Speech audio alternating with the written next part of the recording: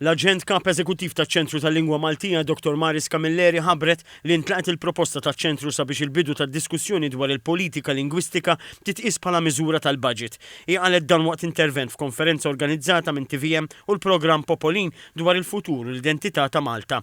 Dr. Camilleri qalet li dan il-proċess huwa twil imma aċċenna dwar l-importanza li jibda sabiex il-Malti jkun protett. Nibdew bis-sinjaletika, pereżempju semmejtu nagħtu preċedenza lil tabellar l-ewwel bil-Malti imbagħad bl-Ingliż. Hekk għandu jkun hekk il-fatt li qiegħed fil-Kostituzzjoni li Malti apparti li aħna bilingwi sew bħala pajjiż, il-Malti hija l-unika lingwa nazzjonali rridu nibqgħu nisħu fuq dak il-fatt.